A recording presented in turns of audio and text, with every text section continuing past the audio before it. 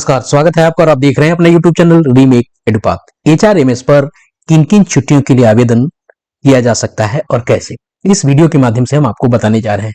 आप सबको जानकारी होगी कि सोशल मीडिया के माध्यम से, अलग अलग प्लेटफॉर्म के माध्यम से आपको जानकारी मिली है कि अब छुट्टी जो है एचआरएमएस के माध्यम से ली जाएगी। सीएल और एसएल के लिए आपको अप्रूवल लेना होगा अपने एचएम से और अन्य छुट्टियों के लिए अप्रूवल के लिए आगे फॉरवर्ड करना होगा। आपको सीएल और एसएल को भी एचआरएमएस के माध्यम से अपलोड क्या किया जा सकता है, क्या उससे लिया जा सकता है, कैसे काम करेगा, क्योंकि ई शिक्षा कोर्स पर अभी लीव के लिए जो वहां एप्लीकेशंस वहां जो इनरोल्ड था वो अभी वर्क नहीं कर रहा है, वहां से आइकन रिमूव कर लिए गए। वो अलग अलग गाइडलाइन आपको सोशल मीडिया के माध्यम से प्राप्त हुई थी। तो अब इस वीडियो के माध्यम से हम जानेंगे कि वो कौन कौन सी छुट्टियां हैं और कैसे वो छुट्टियों को लिया जा सकता है। ऑफिशियल इसके लिए पत्र आना बाकी है, लेकिन कुछ जिलों ने ये पत्र निकाला जरूर है। तो चलिए देख लेते हैं कि जिलों ने जो पत्र निकाला है वो क्या है और कौन कौन सी छुट्टियां ली जा सकती हैं और कैसे। तो वीडियो को शुरू करते हैं। वीडियो को शुरू करने से पहले आपसे आग्रह करेंगे, पहली बार चैनल पे हैं तो चैनल को सब्सक्राइब कीजिए, कंटेंट पसंद आता है तो लाइक शेयर जरूर करें। चलिए वीडियो को देखते हैं और पत्रों का भी मुआयना करते हैं। आपके सामने जिला शिक्षा पदाधिकारी आपको बांका का एक पत्र आपके समक्ष है और इस पत्र में कहा गया है, मैं आपको इसको बताता चलूं कि यहाँ कहा गया है कि उन्होंने एक पत्र जारी किया था और उस पत्र में जो 9 जनवरी 2026 को जारी किया था और उसमें कहा कि उन्होंने कुछ उसमें आंशिक संशोधन किए हैं, लेकिन मूल बात हमें जानना है।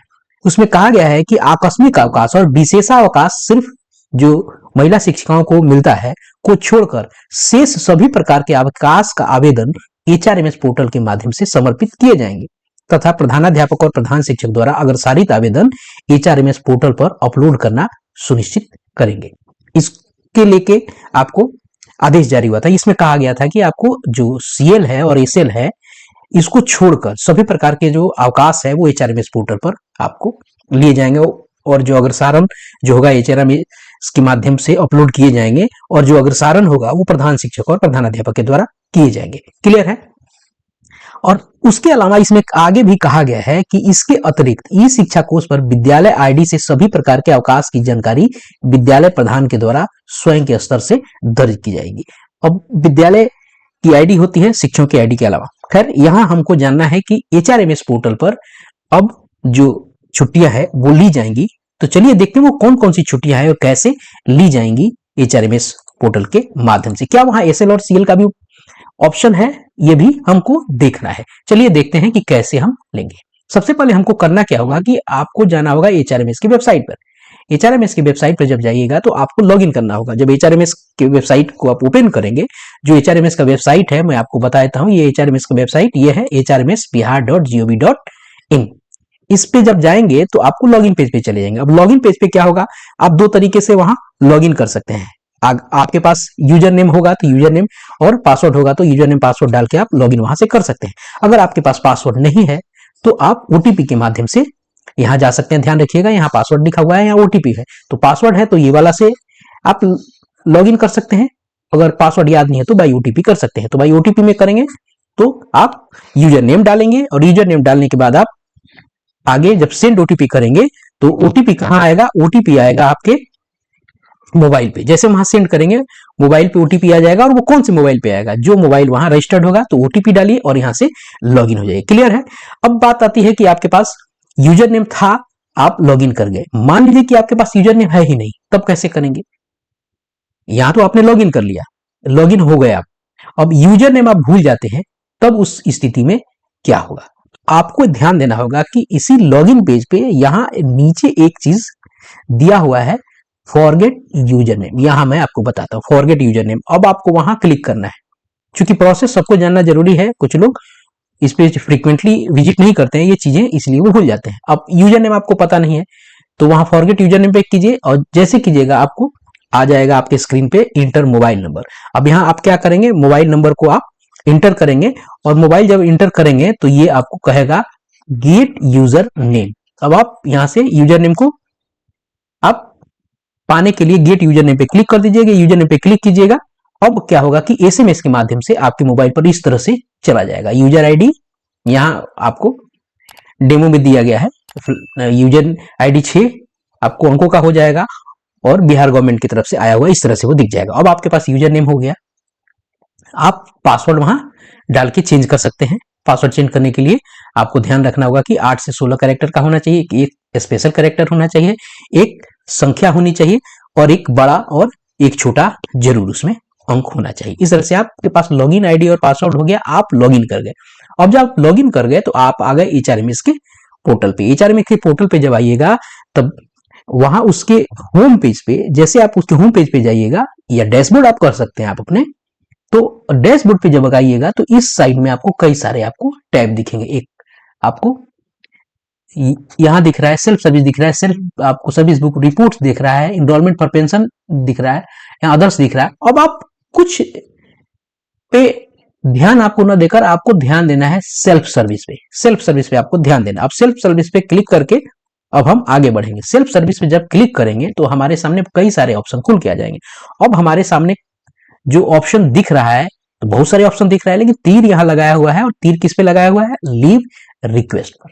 क्लियर है, लीव रिक्वेस्ट। अब लीव रिक्वेस्ट पे क्लिक करेंगे तो हमारे सामने आपको लीव का इस तरह से ऑप्शन खुल के आएगा। अब लीव का जो ऑप्शन खुल के आएगा तो वो कौन कौन से लीव हैं आपको यहाँ दिया गया, कैजुअल लीव यहाँ दिख रहा है। इस पीडीएफ में आपको कैजुअल लीव आपको यहाँ शो हो रहा है। क्लियर है।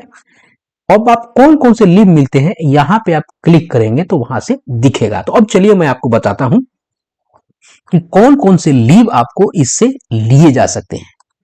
यहाँ कहा गया है एक जिले के माध्यम से, लेकिन राज्य स्तर से इस तरह का कोई गाइडलाइन अभी नहीं आया है। लेकिन जब जिला से अगर शिक्षा कार्यालय के, जिला शिक्षा पदाधिकारी के कार्यालय से अगर चीजें आदेश आ रही हैं तो उनको भी कहीं ना कहीं से ऊपर से आदेश इस तरह से मिले जरूर होंगे, भले वो सभी जिलों में अभी पत्र इसके निर्गत नहीं हुए। तो अब चलिए थोड़ा देख लेते हैं कि कैसे कौन कौन से लीव आपको मिलते हैं। चलिए अब जो लीव उसमें मिलते हैं, आप जैसे उस पे लीव वाले पे क्लिक कीजिएगा तो लीव पे मिलेगा आपको, देखिए वहां मिलेगा, देखिए कौन कौन से लीव मैं आपको बताता चलता हूं। वहां आपको मिलेगा, वहां से लिया जा सकता है कैजुअल लीव यानी सीएल, कॉम्पेंसेंट्री लीव यानी क्षतिपूर्ति अवकाश, earn leave, extraordinary leave, half day leave, permission to leave station.